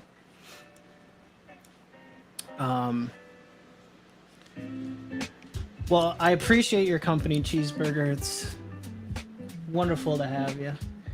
I'm going to take a paintbrush here and just kind of wipe the needle off. See if I can get anything out of there. Take a paintbrush and get it around the color cup to try and get out any bits of primer. They're really, some of them are really small, but they can cause backups in your airbrush. So again, I'm just kind of taking that bad boy, and you can kind of see, let's see if I can get this at a good angle. You can see how much cleaner the color cup is now. I guess I didn't really do it before, but it's just looking a lot better. I'm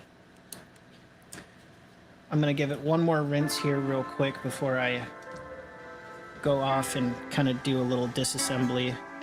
What I'm gonna do next is I'm gonna take the needle cap off of the airbrush here.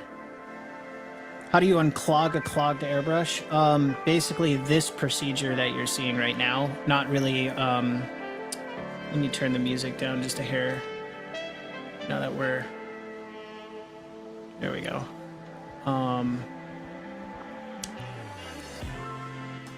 So basically what you want to do is you're going to take the needle cap off of the airbrush, and then take, in this case I have this kind of back stopper area. I'm going to maybe take my gloves off, because now that primer is actually shedding off of my gloves into the airbrush.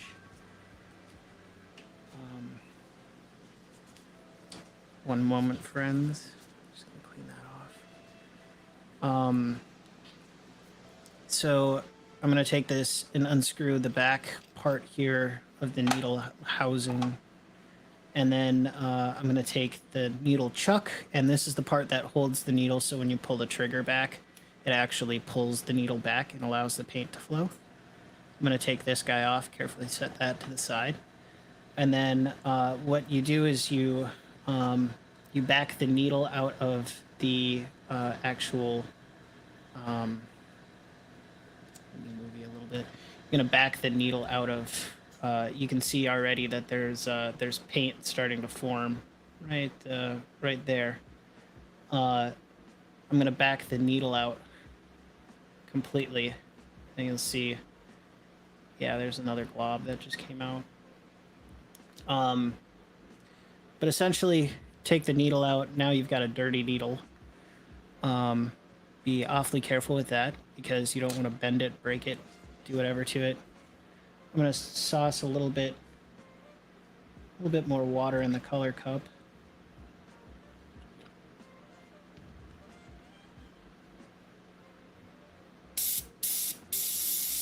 And then I tend to blow some air through it, because now that there's not a needle, that paint will just freely run.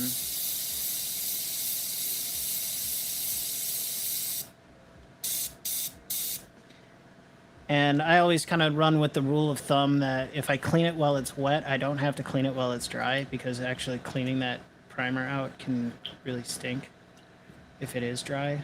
I think there's a wrench in here somewhere.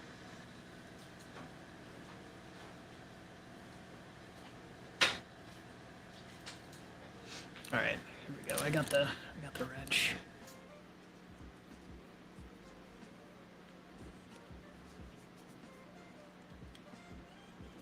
So I'm gonna take this, the actual like needle cap off. It's just this is where the needle is restricted enough to actually atomize the paint.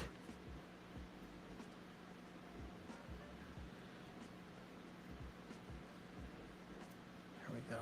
Okay.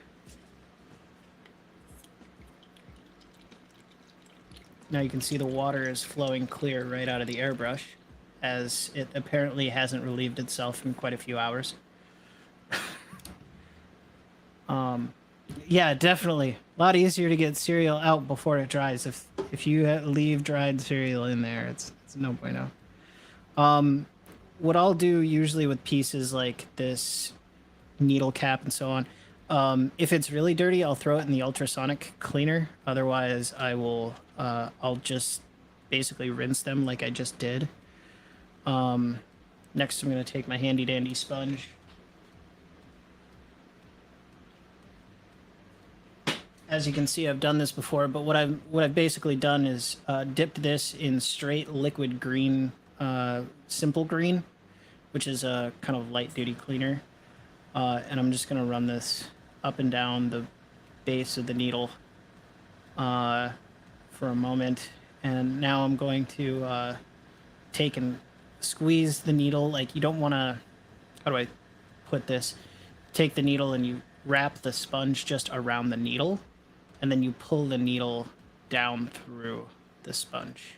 You never want to force the needle up into the sponge because you'll bend the tip, and you don't want to do that because if you have a bent tip on your airbrush, it won't seat correctly. The paint won't come out correctly. It's just not a good time. So as you can see, I'm just kind of this looks, how do I explain this in a fashion that doesn't sound instantly heinous and malfeasant?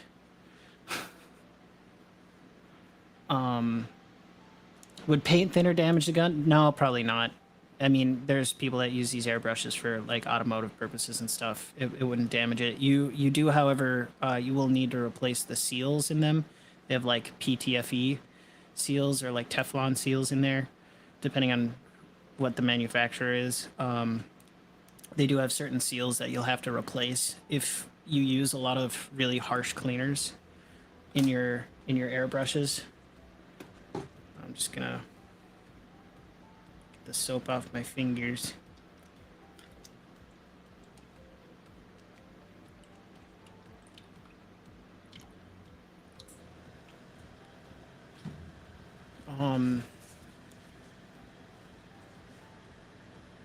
You don't want to bend the tip. Yeah, I've actually stuck myself with a airbrush needle before. That thing will go right to bone real fast. If you have a kid that wants to try airbrushing, it's pretty safe, but definitely adult supervision, or, you know, help your little one with their cleaning, or just do it yourself, because those needles are extremely sharp. Even a airbrush like this, that's a Chinese knockoff airbrush, you definitely don't want to get stuck with that. And by ultrasonic cleaner, it's really it's a small unit. I'll show you here real quick. This is my ultrasonic cleaner. It's literally just made for like jewelry, other such wares, and you turn it on and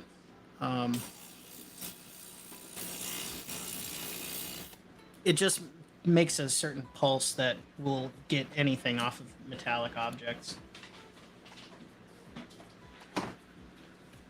I'm gonna reassemble the airbrush now.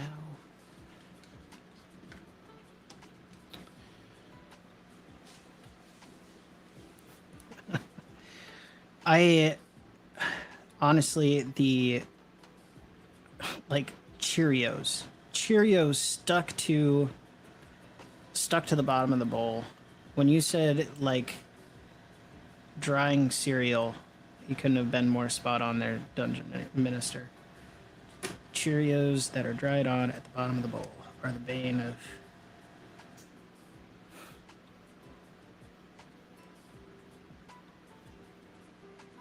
I think I just felt the... Oh no.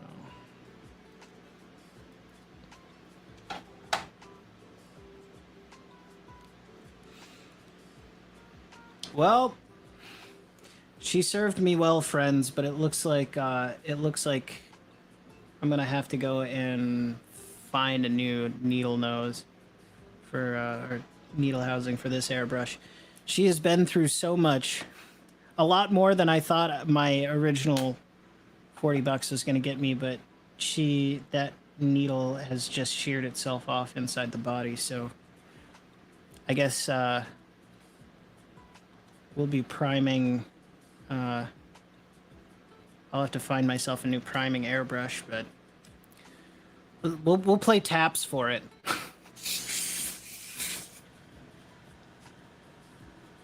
That's for sure. At least you got to see me clean it prior to its demise, because the threading, literally the threading on this bad boy has sheared right off. There's no way of fixing something like that. Let me see if you guys can, if it can focus that close in. How far away is your autofocus work? Come on. See the hand. It's hard to tell, but like right up here, the upper part of this, use a paintbrush. This upper portion here has had threads on it, and it's just been sheared off right in half. Right, yeah, Dollar Tree brushes. But yeah, that's basically how you clean out an airbrush.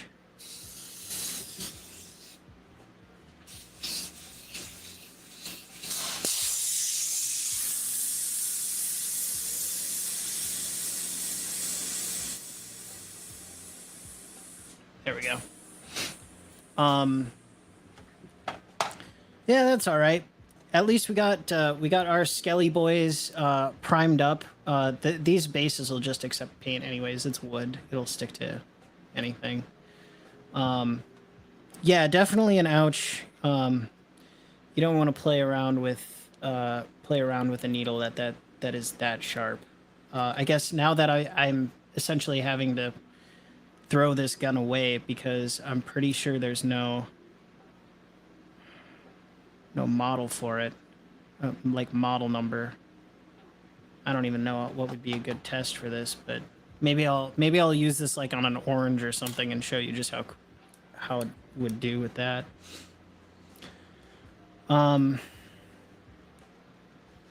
Oh, it's all good. Hey, what's going on? It's Dull Rusty Knife. You guys, if you guys haven't checked out Dull Rusty Knife, go check out Dull Rusty Knife, because he's a family member of mine that likes to race cars, and he's got just this beautiful. If I remember right, it's a Mustang, right? Dull Rusty. But he races cars, and he's a real fun guy. So check out his last drag race over at the local track. It's kind of cool to watch. He's got some interior views and stuff.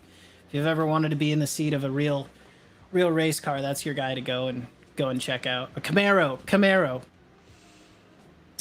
I feel like I've kind of committed a cardinal sin calling it a Mustang, but maybe you'll sweep that one under the rug.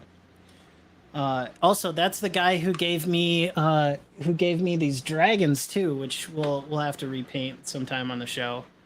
He gave me these dragons to repaint. We're gonna play a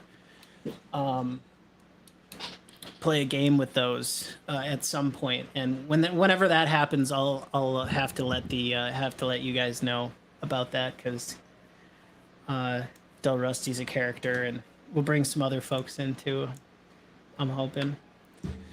Yeah, I am happy to be done priming up the Horde of the Damned. We have quite a few of these beautiful little skeleton warriors that we've primed up today. Almost like 28 or something of them that are all primed and ready to go. I'm thinking, depending on what happens tomorrow, just keep a heads up and take a look. I'll be posting and seeing if I'm going to be able to do a stream tomorrow night, because it would be really nice to get these guys based prior to continuing on and into the work week.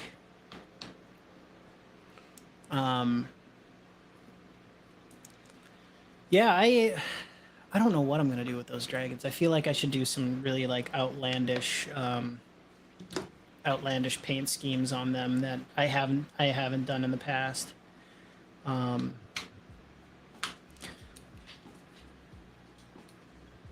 This is our other dragon, still our work in progress model from earlier with Bill. But that's another one that's on the chopping block to get done. So I think with that being said, we're gonna wrap up here pretty soon. Maybe the next 15 so minutes. But wow, 9 people have come out of the woodwork to say hello. How wonderful. I hope you guys enjoyed the stream tonight. It's been a lot of fun hanging out with you guys and finding out more about Cal's hobgoblins he's painting up.